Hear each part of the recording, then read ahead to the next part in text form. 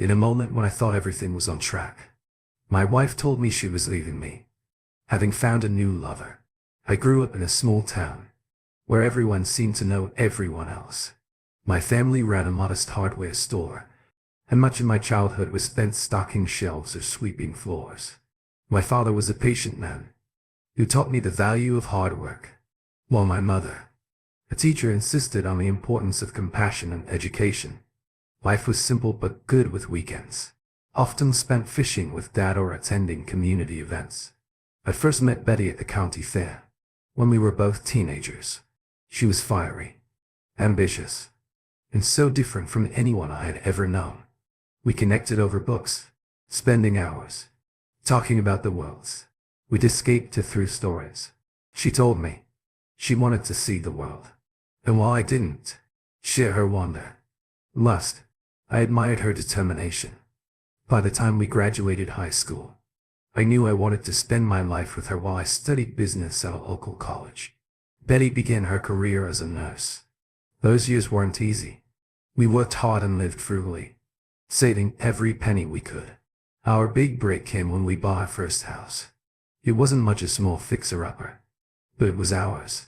We spent long nights painting walls and repairing leaks, often laughing at our inexperience. Those were some of the happiest times of my life.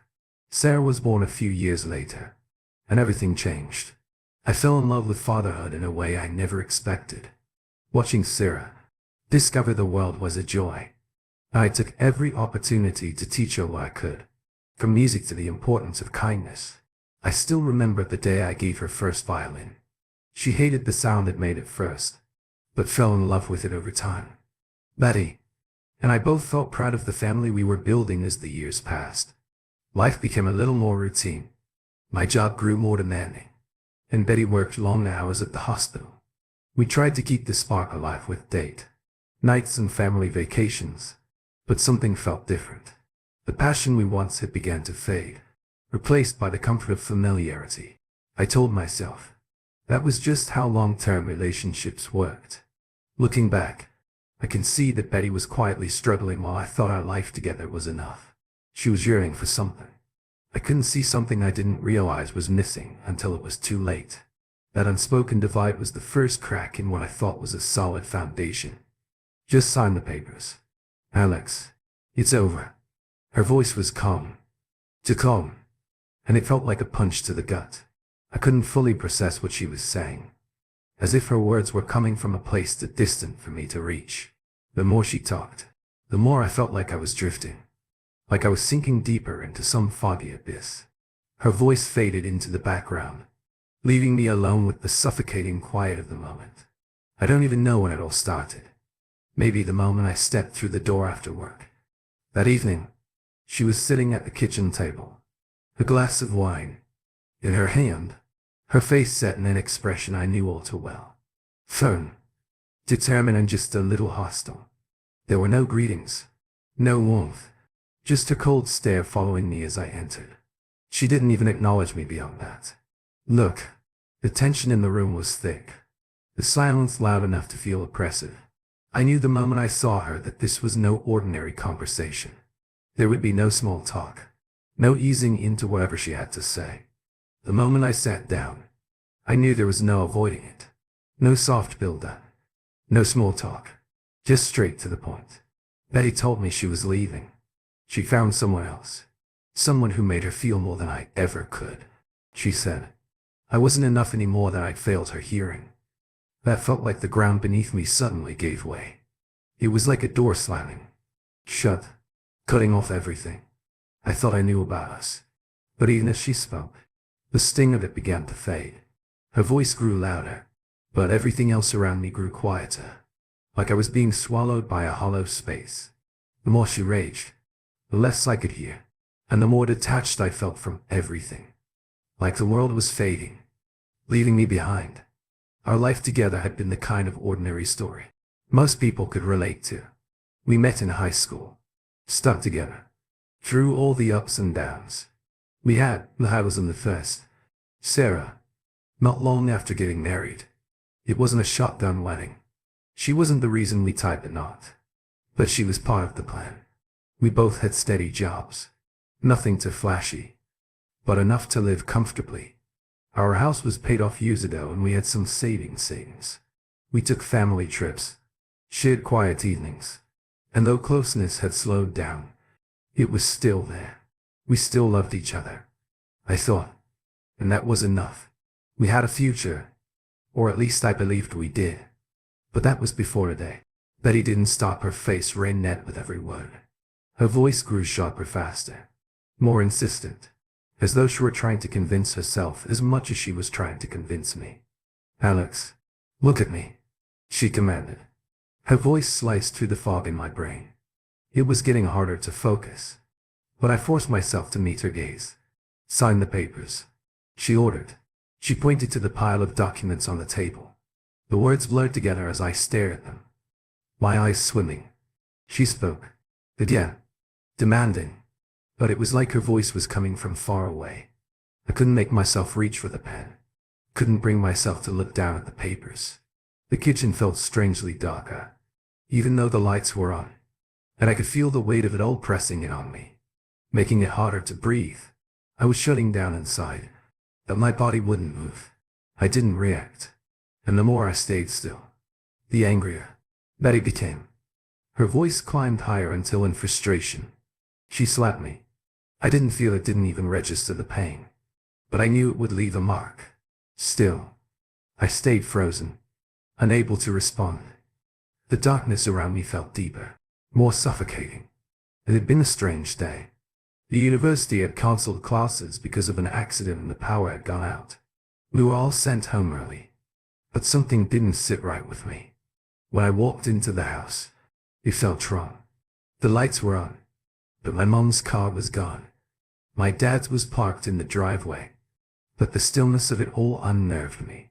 I dropped my bag on the kitchen chair and saw Dad sitting at the table. He didn't move or acknowledge me. He just stared ahead, completely still, his expression vacant, like he was somewhere far away on the table. In front of him was an open bottle of Mom's wine, a nearly empty glass, and a mess of papers scattered across the surface. I walked up behind him and gently put my hand on his shoulder. Dad, no response. I moved around the table to face him, and when I looked into his eyes, I gasped. His eyes were glazed, almost white, and tears had dried on his face. His gaze was unfocused, like he wasn't even aware I was there. A trail of saliva dripped down onto his lap, but he didn't blink or react in any way. "Dad, please wake up." Panic surged through me, my heart pounding as I grabbed his hand, shaking it desperately. But there was no response. Nothing. I took a step back, my mind racing. I couldn't get him to answer. I had to stay calm. I repeated to myself, "Slow down. Sarah, he needs help." I pulled out my phone and called emergency, my voice shaking as I explained what had happened, telling them. My father, Alex Smith, wasn't responding. They asked for my details and address, and I gave them everything I could. They said help would arrive in about 10 minutes, but that felt like an eternity. I sat next to him, holding his hand, speaking softly, reassuring him everything would be fine. But inside, I was terrified. Dad had always been there for me, attending every school play, every recital, every event when I first picked up the violin. He sat through hours of awful practice sessions, always encouraging me for my 16th birthday. He saved up to buy me a Hyder violin. It wasn't the best, but it was special because it came from him. Now here I was sitting beside him, waiting for help to arrive, but I had no idea what was happening. Why was he like this? Where was Mom? Then I saw the papers.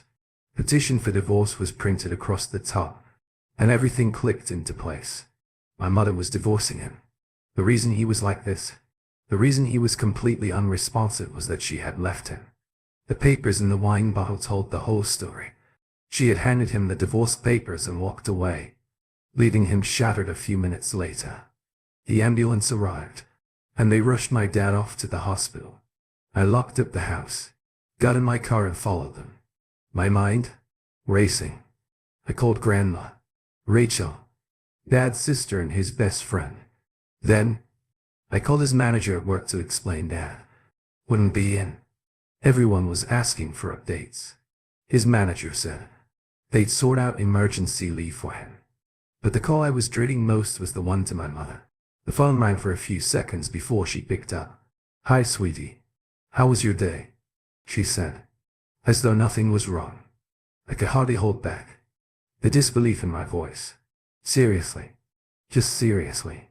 She wasn't stupid. She knew I'd find out sooner or later. She knew exactly what I'd see when I walked in the door, and by now I was certain. She knew I'd put it all together. "Where are you, Mom?" I asked, trying to keep my voice steady. "I left, Dad." There was a long, uncomfortable silence. She didn't know how to respond. "So you just left him? Left your husband?" "My father." Without a second thought, my voice was sharp, cutting through the tension. "Oh, honey, she said, her voice annoyingly calm.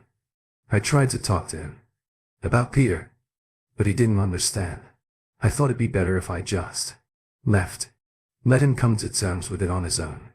Her attempt at sounding casual was infuriating. She didn't care about explaining anything. She just bailed on him when he needed her most. "So you abandoned him when he was already in a bad place?"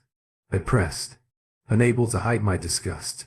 "Are you really that cold, sweetie? Don't be mad," she replied, too relaxed for the gravity of the situation. "I know it's a shock, but your dad will be fine." "Fine. I'm just asking for what's mine. And Peter is waiting to marry me." Her words felt like they had no weight, no sincerity. It was just all empty talk.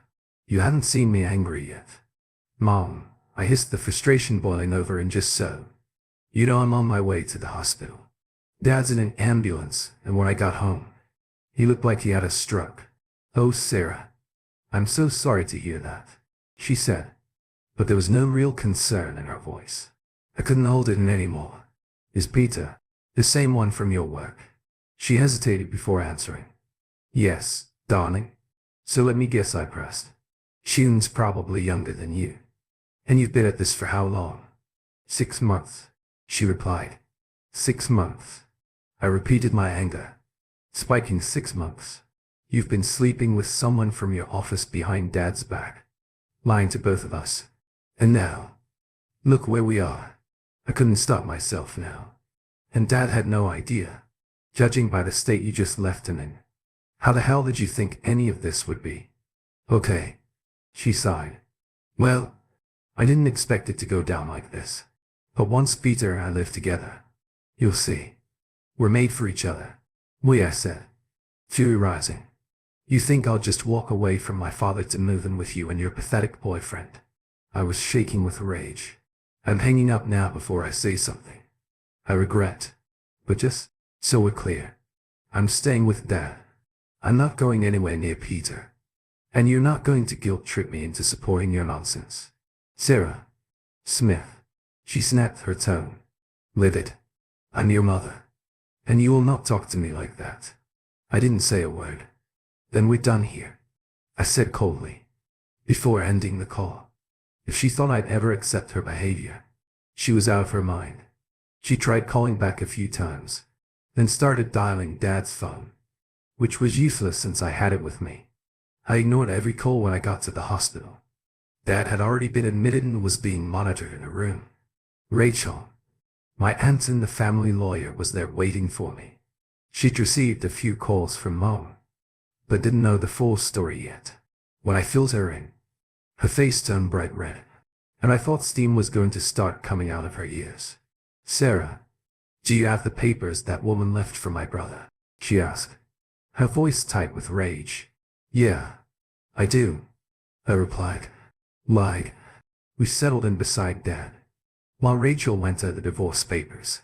She read through them, muttering curses under her breath, while doctors and nurses came in and out to check on Dad. Well, bad news, honey. Your mom's divorcing your father, Rachel said, flipping through the documents. According to these papers, this has been going on for over 2 months, and she was planning to file this week just in time to avoid getting hit with a bigger legal bill. I didn't feel much. My mom had shattered everything I didn't want Dad back with her now. Not after what she'd done. It felt surreal. I had always looked up to my mom, but now I couldn't even stomach the thought of her. Rachel continued. The good news is she hired a sketchy lawyer. She'll have to pay a lot just for divorce. And even more, if it goes to court. Rachel gave a small grin. Your dad, on the other hand, has the best lawyer in town. And lucky for him, he gets the family discount. We shared a brief dark smile. Also, some of these demands are just outrageous. She wants half of everything. The house, the savings plus, alimony and child support. I'm guessing you're not planning to move in with her anytime soon. I shook my head. Firmly. Good. Well, Rachel said, tapping her pen on the paper. I've got a few ideas. But we'll need to wait and see what happens with your dad. He might need some time to recover and your mother could be in serious trouble for abandoning him. If this goes any further, she could be facing charges for mental cruelty. I nodded, slowly, still processing everything. Rachel was our best shot. Now she'd always had our backs. Mom was going to pay one way or another. The days that followed seemed to blur together as doctors came in and out to check on Dad physically. He was perfectly healthy, but mentally, he remained unresponsive. I spent most of my time at his side, sitting in a hospital, hideout chair, with my laptop and textbooks, trying to study. When I could, family members came by to give me breaks. I'd go home to grab a few hours of sleep, change clothes, and then come back to the hospital. When I was alone, I allowed myself to cry more than I'd like to admit. One of the more surprising moments came when the owner of Dad's company came to visit. I had met his manager, Tom, before, but I had never seen the boss in person. To my surprise, it was a woman, Williams. She was striking with long, raven, black hair, glowing, tan skin, and piercing blue eyes that made everyone around her notice. I could tell from the way people reacted that she was a presence, someone who commanded attention without trying. It turned out, my father had been part of a group of co-workers who had supported Teresa a few years ago, when she went through a difficult divorce. Her ex-husband had tried to take everything from her daughter, most of her savings, and even part of her business, until Dad introduced her to Aunt Rachel. Rachel had turned things around for Teresa, securing her, both her business and her daughter's future. Teresa visited Dad several times, always bringing cards from everyone at work, and would sit by his side, holding his hand, while telling him stories from the office. It was clear that Dad had been the life of the party at work, always keeping things light and fun. And people missed him dearly. To give you a bit of context, my dad was an accountant working for a company that helped banks process payments to other financial institutions. It was a demanding job, but apparently he had a way of making the workplace a little brighter for everyone around him. About 2 weeks later, I came back to the hospital after a short trip home. When I walked in, I saw Rachel and Teresa finishing up a conversation. Their tone was tense, but it was clear they weren't arguing with each other. The target of their frustration was my mother. Your mom sent Teresa a letter demanding half of all Dad's bonuses from the last few years. Rachel explained. It didn't matter that the money had already been paid. She wants 50 of it deposited into a specific account within 30 days. Or she's threatening to sue. Rachel's expression was almost carnivorous as she added. It seems like your mother and her new boyfriend are running low on cash, especially since I froze all their joint assets, while Alex is in the hospital. I couldn't help but laugh. Well, this morning, I got my first message from Mom in 2 weeks. A text asking for money. I didn't reply to her message. I was still furious with what she had done. She hadn't once asked about Dad, since I told her what had happened. Meanwhile, Teresa had become deeply concerned about how Dad was feeling emotionally. Every time Mom's name came up, Teresa's eyes would narrow and her voice would drop, clearly showing how much she disliked her. Sometimes thought I saw actual flames flicker in her eyes. I just hoped they never have to be in the same room. I thought, Mom might end up burning it all down. This happened when I was in the first or second year of junior high school. I think I was about 13 years old. I grew up in the countryside. My feelings for my mother had soured. She was still my mother. It hurt, knowing she destroyed the most wonderful person I knew. Sarah, if it weren't for your father, I wouldn't have my Cassandra or my business, Teresa said. Quietly, a lot of people helped me during my roughest time. But your dad really went out of his way. He listened without judging me or my ex-husband. He just let me vent. And no one else ever did that for me. He even introduced me to your aunt, ensuring I had the support I needed. Teresa paused, her eyes softening. If he were a single man, I'd be chasing him down. I smiled a little. Well, he'll be a single man soon enough. It was as if a light bulb went off in both Teresa and Rhonda's heads.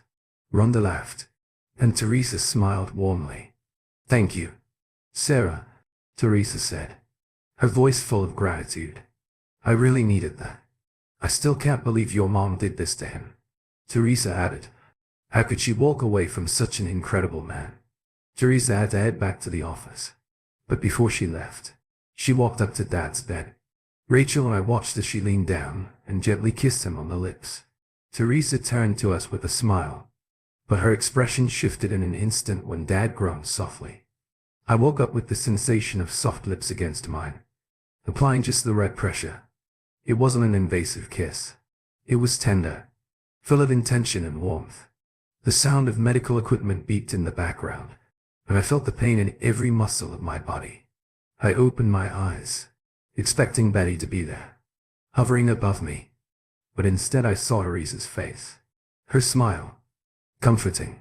Sarah, Rachel, and Teresa stood beside me. It's okay, Daddy. You're going to be all right, Sarah reassured me. As my memories clicked back into place, I realized the last thing I remembered was Betty telling me she was leaving. The truth hit me like a wave. What happened? I asked weakly. The three women filled me in on the details. How Sarah had found me unresponsive and called for an ambulance. How she'd uncovered divorce papers that revealed Betty had been cheating for years. 2 weeks, Rachel said. I turned to Teresa. Did you kiss me? Teresa blushed. Yes, sorry about that. I was just heading to the office to say goodbye, she added. I smiled. It's fine. Really, everything's okay. The next few hours were a blur of doctors and tests, exams, blood draws. As Teresa canceled her office visit and stayed with me, along with Rhonda and Sarah. Among the doctors who came in was a psychologist. I told him about the moment I came home to find Betty drinking alone and telling me she was leaving. As her anger escalated, I felt the world around me dim and fade. The last thing I remembered was Betty punching me in the face and screaming. This happened when I was in the first or second year of junior high school. I think I was about 13 years old. I grew up in the countryside. I couldn't make out the words. The three women gasped when they heard about the misuse, while I was unresponsive. Dad, when do you think this happened? Sarah asked. I'd say around 530. I replied, why? Because it was after 730 when I got home and found you. Sarah explained. So Mom must have left you there alone for a while. The psychologist spoke up. It's not uncommon for someone in your situation to be misused. While they're unresponsive, shock can trigger this sort of response. In your case, the shock likely came from hearing your wife announce was leaving. It's extreme, but it makes sense, Rhonda added. When Alex was younger, there was a bully who used to tease him one day. He was found lying in the park, unconscious. Our parents didn't think much of it, but he woke up the next day. Them about the bully. They went to his parents. After that, the boy apologized and never bothered Alex again. I smiled at the memory. I don't think it was genuine. But after that, he left me alone. The psychologist just grinned. It seems like there's a pattern. The mind doesn't always react predictably.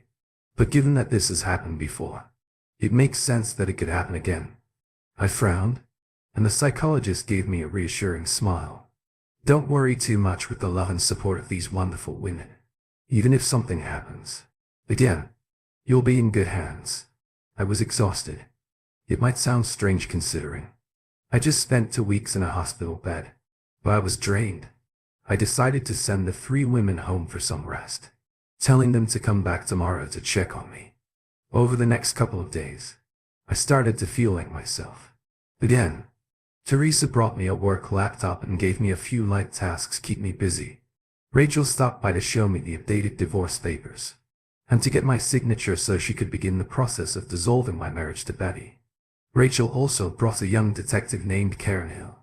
With her detective, Hill spent over an hour questioning me about that night with Betty.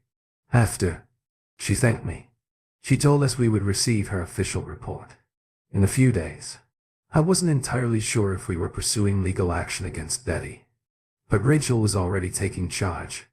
"Leave it all to me," she said with a reassuring kiss on my forehead. Before she left by that afternoon, I was discharged from the hospital, just as Sarah had predicted. She helped me home, and to my surprise, Teresa was waiting for me. She assisted Sarah in getting me into her large SUV. That evening, Teresa stayed for dinner. We ordered takeout, and she helped clean up. Afterward, we spent a couple of hours watching TV before she said her goodbyes. As Sarah hugged Teresa, I walked her to her car. "Teresa, I don't know how to thank you for everything you've done over these past few weeks," I said. Teresa smiled. "Well, I was on the fence. Once you're feeling better, you can take me out for dinner and dancing." I blushed. I just left the hospital a few hours ago, and the woman who kissed me awake already has a date planned. I joked next Friday evening after work. Teresa replied, "That'll give you nearly 2 weeks to recover."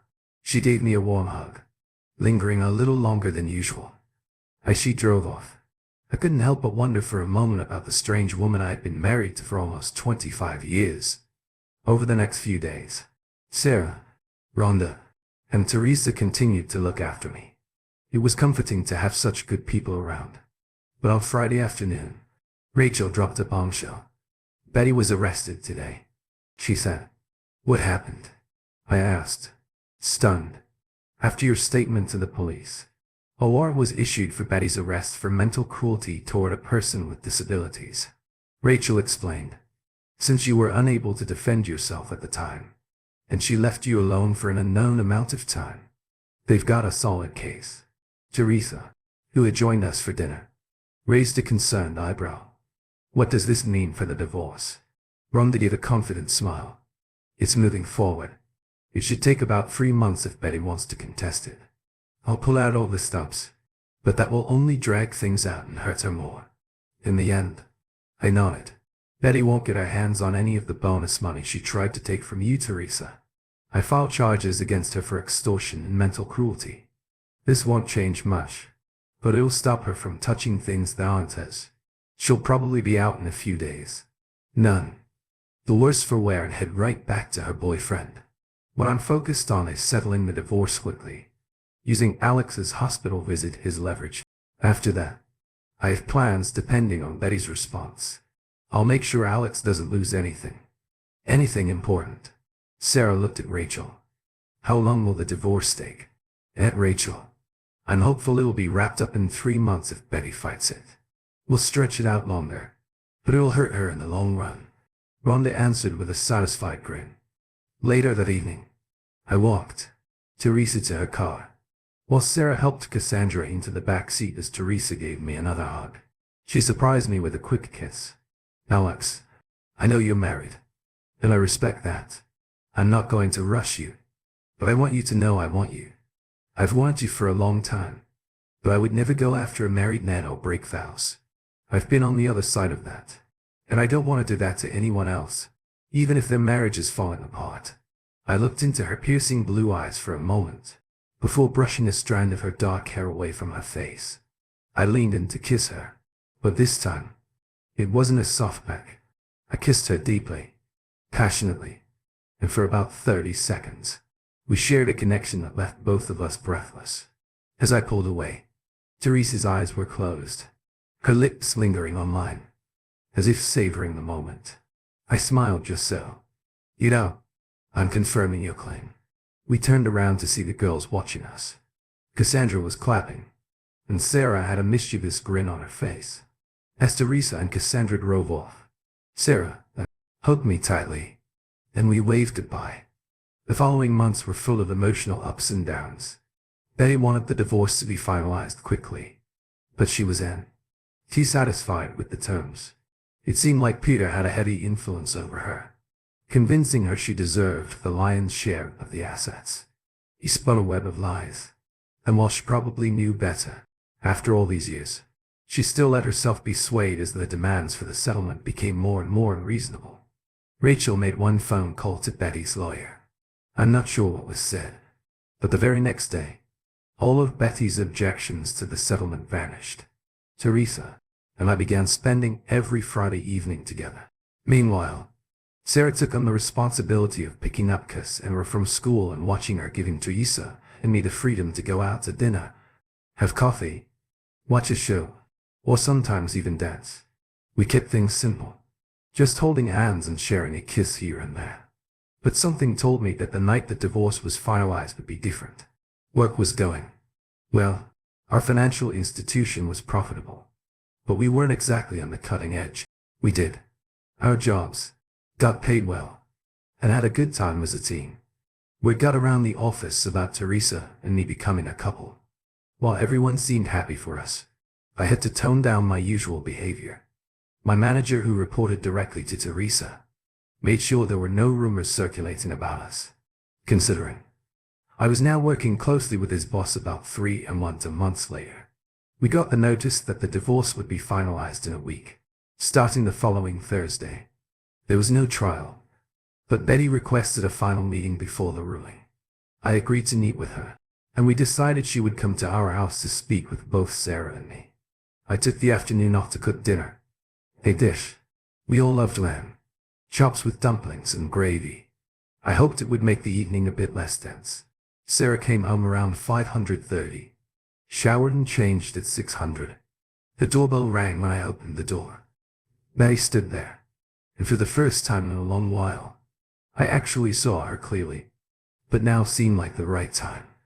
A few months ago, Betty had been an attractive housewife in her early 40s, short brown hair, a curvy figure, and despite carrying a little extra weight, she was still undeniably beautiful. But the woman standing at my door was hardly recognizable. She had gained a lot of weight. Her face was fuller, her cheeks puffy, and her belly, once just a little protruding, now hung over her waistband. The shapely figure I had once admired was gone. She wore loose, baggy clothes, trying to hide her weight gain. I'm not one to judge someone for their size, but this wasn't Betty. I must have looked shocked because Betty winced, but didn't say anything. Hi, Betty, please come in, I said, guiding her to the kitchen. I offered her a glass of wine, which she accepted. We made small talk for a few minutes. She asked about my work, and if I was taking care of myself. Well, I asked her the same. I didn't mention her appearance, though. I couldn't help but notice how different she looked. Peter wanted me to gain weight, she said almost defensively. He didn't like how thin I was, so we worked on that. She was hinting at the unspoken. Despite everything, I couldn't help but feel concerned. You don't approve, do you? She asked, looking at me. No, Betty, I don't, I replied. Honestly, when we were together, you were healthy and in great shape. I'm shocked by what I'm seeing. You don't look well.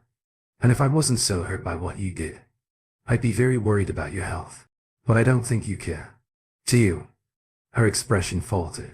You and Sarah, you're both happy and healthy without me. Well, part of me still cares, I said, my voice softening. But when you left me here, abandoned me, when I needed help, I don't know how to feel about that. She said, I deserve it.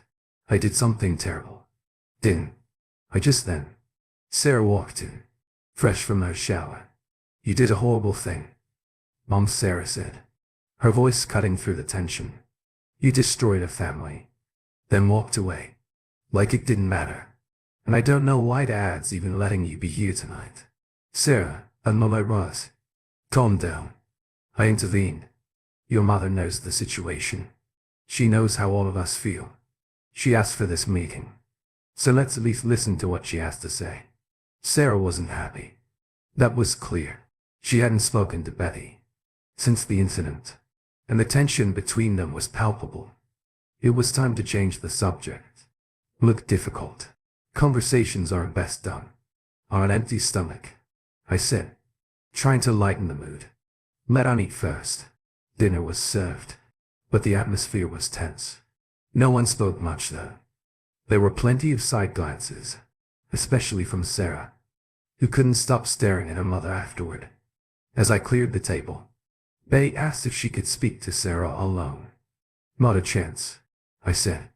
You can tell me whatever you want in front of both of us. Sarah was adamant. She wouldn't be alone with her mother. I could see that Betty was starting to understand why the expression on her face was exactly the same as it had been that fateful night, when everything fell apart. Betty hesitated before speaking. I didn't want to do this in front of you, but I'll say it anyway. Sarah, I want to ask you to forgive me. I know I made a terrible mistake, and I don't want to be apart from my daughter forever. She then turned to me. There's one more thing, but I'd rather say it privately.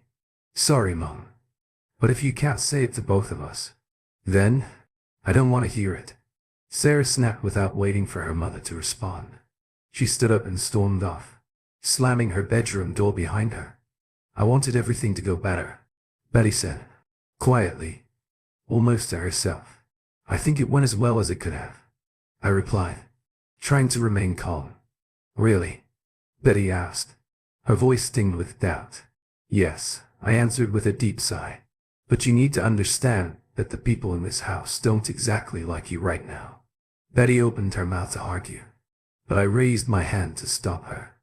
Let me finish first. You had an affair with that idiot, Peter. Then, you hid it from both Sarah and me. You blindsided me with divorce papers, and when I couldn't react fast enough, you slapped me. Then you left me, abandoned me, when I was clearly in no shape to be left alone. And when Sarah found me, you never even checked in on me. Betty looked at me, wide-eyed, as if I had just slapped her back. And when Sarah was clearly worried about her father, you showed no concern for me whatsoever. You made unreasonable demands at work. And when you came here tonight, you made it all about. You asked for forgiveness from Sarah, but you didn't apologize to her once. I paused, letting the words sink in. Yes, Betty. I think that went really well, all things considered. Her eyes were downcast and I could see tears forming, but not falling. I wasn't sure if they were for me, for Sarah, or for herself. But it didn't. Tonight or tomorrow, our divorce will be final. I told her, if there's nothing else, then I think we've wrapped up your final request. I stood up and walked to the door, opening it for her. Betty lingered in the doorway for a moment, then looked back at me. Alex, we really did have some good years, didn't we? She asked. I nodded. Yes, Betty. Most of our time together was wonderful. You were a great wife, a wonderful lover, and a good mother. I don't know what Peter did to you, but the woman I fell in love with is gone. All I see now is someone who's been manipulated into becoming something unrecognizable. She didn't respond, just stared at the floor. Then softly, she asked, You really mean it, don't you? I do, I said, my voice firm. Betty turned to leave, but stopped. One last time. Alex, about the house and the money. Peter told me I should ask. So that's why she was here. It wasn't about reconciliation. It was about money. I laughed, barely, and Betty looked at me, confused. Go back to Peter, I said, my voice cold. Tell him that by tomorrow, you'll get your share of the savings and equity in the house. It will be transferred to the bank account Rachel set up. She looked at me, still confused, and listened. I added, keep that money away from Peter. If he gets his hands on it, you won't have it for long. The next morning, the divorce papers were finalized. Betty and I were officially no longer married. I felt a slight sadness, but it was hardly anything compared to the relief and freedom I felt. The past few months had been tough, but now I was free to move forward with my life. At 48, I knew there was still so much ahead of me. Rhonda called to let me know she'd be bringing pizza over that night. Sarah also stopped by the office for lunch. We ended up talking about her mom and reminiscing about better times when our family was still intact. Sarah didn't have much affection for her mother, but I could tell she missed the woman Betty used to be. Honestly, I missed that version of her too. We had many good years together. It was clear Sarah and Teresa shared a moment when she left the office. Less than 5 minutes after Sarah walked out, Teresa called me into her office. She shut the door behind me and kissed me, like the world was ending. Honestly, I kissed her back the same way. Could I officially say you're mine now, Alex? She asked, her lips still near my neck, where I could feel the warm spot from her kiss. I think you already have, I replied with a grin. That night, we had a celebration dinner with Sarah, Rachel, Teresa and Cassandra. We toasted to my newfound freedom and to the fresh start ahead. Later that Friday, after the kids had gone to bed, Teresa and I took our relationship to the next level. I must have done something right, because for the rest of the weekend, every time she sat down, she gave a little wise of pain. But those fiery smoldering looks she gave me told me it was all worth it. By the time 6 months had passed, we were married in a small ceremony by a lake with close friends and colleagues from work. We had an idea planned to wait, but we wanted to tie the knot before Sarah and Cassandra's little brother arrived. 5 years later, Teresa and I were out to dinner with Sarah and her boyfriend when we were interrupted by a 5-year-old voice asking Dad, "Who's that lady staring at us?" We all turned to see Betty, now thinner, sitting across the room. She was staring at us with an expression that made it clear she wasn't happy with where things had gone. We hadn't heard from her in years, and she had never made an effort to reach out to Sarah. I excused myself and went over to her. "Hi, Betty." "Betty," I said. "Hey, Alex," she responded, her eyes down on her chicken salad. "How have you been?" "You were right about him," she said. Suddenly, Peter convinced me that he was my soulmate, and you were nothing. But when I didn't get the money up front, he convinced me to gain weight, saying it was because he loved me and preferred larger women. After the divorce, I didn't listen to your advice about keeping the money to myself. He blew through it in a few months, and then left me without even marrying me. Her story wasn't the happy ending I'd found, but I couldn't help but feel a little sympathy. Still, I wasn't completely over the past, especially the way she had walked out on us. She was fighting back tears now, and I could see the remorse in her eyes. "I was wrong," Betty said, her voice shaking. "I know you can't forgive me, but I'm so sorry. Alex, I left the only man who ever truly loved me, and I almost destroyed you in the process." Sarah had quietly approached us and stood next to me. She had heard her mother's apology. I squeezed her hand and smiled at her. I could see her softening toward her mother, maybe for the first time in years. Sarah reached out to her mom, her face full of compassion. Seeing Sarah extend her hand made Betty panic. She tried to stand up and walk away, but Sarah stepped in front of her mom. "Stop, you're not going anywhere." Sarah slid into the booth next to Betty, and I joined them. Teresa looked on and gave me a nod for the next hour. Mother and daughter talked. There were a lot of tears, but they were good. Tears, como tears, healing ones by the end of it. Sarah and I brought Betty to our table and introduced her to everyone.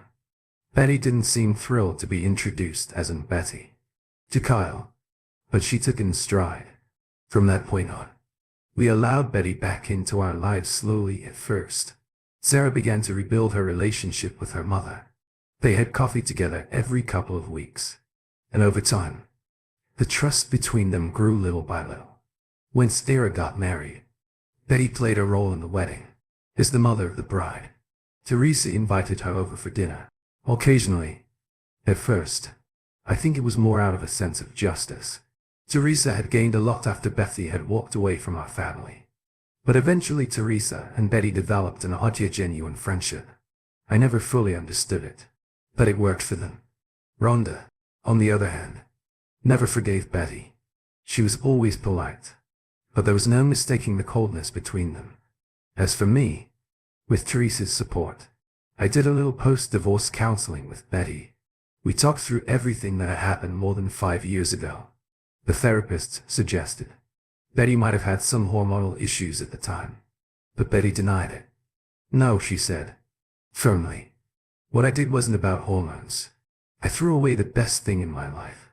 Alex, a loving husband, and Sarah, a daughter who wanted me. No hormone imbalance could explain why. I threw everything away for a guy who was nothing but a liar. I let a fool convince me to destroy my life. She looked at me with a sad smile. You and Sarah deserved so much better from me. She wiped away the tears that had started to fall. It took 5 years to reconnect. 5 years I'll never get back. I'm thankful every day that Alex let me back into his life. And Teresa too. She blushed as she said Teresa's name. She had every right to hate me, but she didn't. She treated me like a person. Honestly, she was lucky. Betty continued. She got everything I tossed away, and I'll never stop paying for that. That therapy session was helpful for me in some ways, mostly confirming that neither Sarah nor I were to blame for Betty's actions. She was right. I had no regrets. Teresa and I had created a strong family, and we were happy. As for Peter, he hadn't fared well. He moved away to another state and tried once again to charm his way into a woman's life. But this time, the husband caught him. This happened when I was in the first or second year of junior high school. The figure was about 13 years old. I grew up in the countryside. Peter was left neutered. He got 10 years in prison.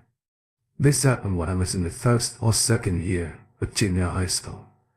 I think I was about 13 years old. I grew up in the countryside. Rumor had it that he might be out soon. If Rhonda's sources were correct, Teresa and I are deeply in love. I never imagined I could love anyone like I loved deep Betty. But Teresa proved me wrong. She gave me not just her love, but her soul completely and unconditionally. We still work at our company, and I still have the same job. We've had our ups and downs, but communication is always the priority. No matter what, Teresa's body is still incredible, and we continue to have a very active and passionate relationship during vacations. We've been known to sneak off and make love in exotic locations. A glance is all it takes for us to fall back into each other's arms. One day, after we had just finished making love and were getting dressed, we walked into the kitchen and found Sarah and Betty chatting. It turns out Sarah was pregnant and the buzz in the room was about my first grandchild. Teresa looked at me with a playful smirk. You need to tell me what you're feeding, Alex. I think Frank could use some of that. We all laughed, and I blushed. Betty had been dating recently, but it seemed like things were starting to get serious with a man named Frank. Sarah teased. Oh, Mom. You know, Dad was a man on a mission once he got his health back. Since when? Betty asked, raising an eyebrow. Oh, you know. Sarah grinned mousily. I think his libido went up a few notches since he woke up after everything happened. Betty went quiet, looking away. Sarah laughed. Teresa blushed, and I just leaned back, grinning. I felt that familiar heat rise within me as I looked at Teresa, and before long, I was back in the bedroom with her, locking the door behind us. And yes, I was definitely checked out. The months that followed the divorce were a blur of change and self-discovery. I had been plunged into a sea of uncertainty. But slowly, piece by piece, I found my footing. Life in a strange way began to feel like it was starting anew. The things I thought I had lost forever, my sense of self, my confidence, and even my capacity to love, again, were not gone at all. They had simply been buried beneath the rubble of betrayal and heartache, waiting for the right time to resurface. Teresa was my anchor during this time. She had a way of quiet, reminding me of the value of patience and kindness, even when I didn't feel like I had the strength for either. Her understanding paired with her fierce devotion provided the stability I had lacked for so long. I had been broken, no question, but she didn't judge me for it. Instead, she gave me the space to heal. And she did it in a way that made me feel like I wasn't a burden. I often thought about how different she was from Betty, how Teresa's love was neither a demand nor a performance, but a quiet, steady presence. The first few months with Teresa were about finding our rhythm. At first, it wasn't easy. I was still haunted by memories of the past. And Teresa, this happened when I was in the first or second year of junior high school. I think I was about 13 years old. I grew up in the countryside. Patient and loving, had her own battles to fight. She had become my partner, not just in love, but in a shared mission to help me rebuild my life. We started slow weekend, spent watching old movies, long drives that didn't go anywhere, dinner, dates, where the conversation flowed easily. There was no rush, no pressure, just the people figuring out what came next. Sarah, as always, was my rock. This happened when I was in the first or second year of junior high school. I think I was about 13 years old. I grew up in the countryside. She was navigating her own journey into adulthood. She always made time for me. We spent hours talking about everything. Her music, her future, and what had happened between me and Betty. It was impossible for me to completely shield her from the pain of what her mother had done. But Sarah was resilient. She never blamed me. And in many ways, she became the adult in our relationship, pushing me to move forward. When I felt stuck, her belief in me was unwavering, and it was something I clung to. I couldn't help but reflect on how far I had come. There was a time when I thought I couldn't bear the weight of everything. The shock of Betty leaving the way. She just walked out and left me there, abandoned, where I was most vulnerable. The confusion, the feeling of being suffocated by everything that had crumbled around me. And yet here I was standing stronger than I had in years.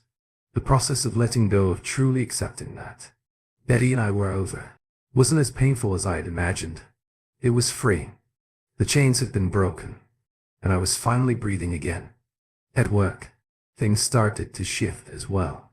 My role, while never glamorous, had always been steady, and I found a renewed sense of purpose in it. I started taking on more responsibility, contributing ideas and feeling like I had something to offer beyond the confines of my broken marriage. When I began working more closely with Teresa at a company, it felt natural.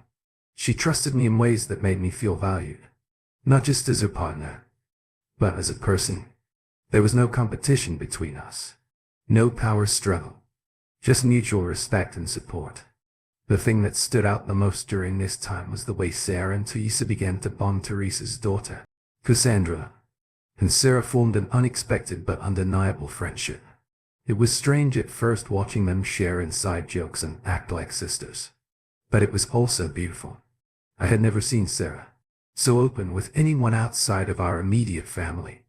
It was clear that Teresa's presence in our lives was something Sarah needed. Someone who offered not just love, but also a model for strength and independence. Teresa's warmth extended beyond just me. And Sarah, she started inviting Betty back into our lives in small ways. At first, it was awkward to say the least. Betty's apology was a slow, painful process, but she seemed to truly want to make amends, especially with Sarah. For me, it wasn't about forgetting what she had done, but about finding a way to live in a space where I could move forward without harboring bitterness. It was clear that Betty's journey wasn't over. She still had much to reconcile within herself. But for the sake of Sarah, I allowed her back into our lives. Little by little. The day Sarah told me she was pregnant was one of the most surreal moments of my life. In many ways, it felt like a full circle moment. I had spent years teaching her how to navigate the world, and now she was teaching me how to navigate this new chapter of life. I was going to be a grandfather, something I had never imagined for myself. It was a new kind of love, a love that transcended time and carried the weight of generational continuity. Sarah, full of ambition and passion for her music, was now beginning a family of her own. And in that moment, I couldn't have been prouder. The healing process for Betty was much slower. Her appearance had changed. She had gained weight, and the vibrancy she once had seemed faded. She was different physically and emotionally.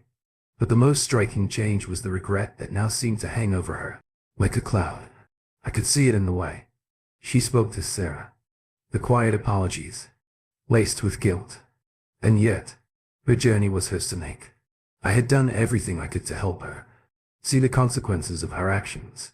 And now, it was up to her to find her way. She had done irreparable damage. But as time passed, I started to see glimmers of the woman I had once loved. Betty's efforts to rebuild her life were messy. But she tried. She ended up with Frank, a man who seemed to offer the stability she had longed for.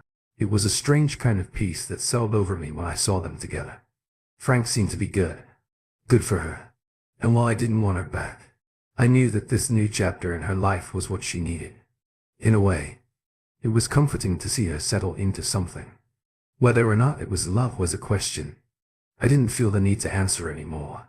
Teresa and I continued to grow closer, our bonds cemented, not just by our love, but by the shared vision we had for our future.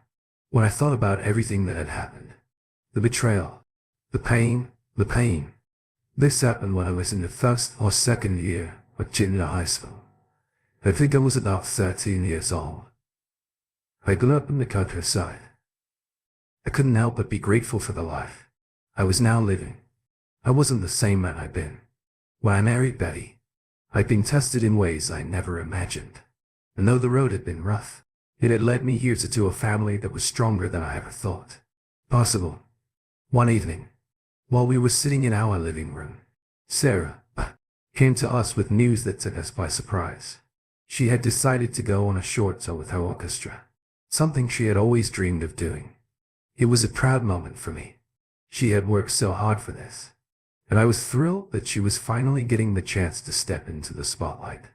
It was also a moment of personal growth. For me, I had always been her protector, her guide, but now I was learning to let go and trust that she was ready for the world. Teresa and I, together, the supportive partners, decided to take a much-needed vacation. It wasn't anything extravagant, just a quiet weekend in the mountains. But it felt like a celebration of where we were, what we had become together. As we sat by the fire, looking out at the stars, I realized that my life had gone full circle. I had once thought that I would never recover from losing Betty. But now here, I was surrounded by people who loved me, building a future. That was mine to shape the day. Sarah gave birth to her child was the final chapter in a long and emotional journey. It was one of the happiest days of my life. Holding my grandchild in my arms for the first time felt like a divine gift. Teresa, Sarah, and I spent hours marveling over the tiny miracle that had arrived there in the quiet hospital room. I realized that the pain of the past had been worth.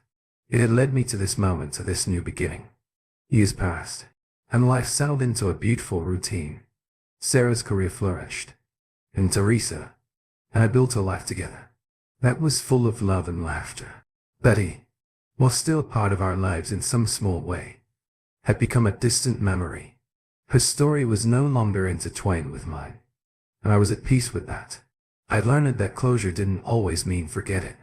It meant finding the strength to move forward. Teresa and I still work together, still share our dreams, and still find moments of joy in the little things. We've become a team, in every sense of the word. We've weathered the storms of life, and each time we've come out stronger. On the other side, I never imagined I could be this happy again. But here, I'm living a life full of love, laughter, and a deep sense of fulfillment. And so, as I sit back and reflect on the years that have passed, I realize that life is never linear. It's full of twists, turns, and moments that test us in ways we never expect.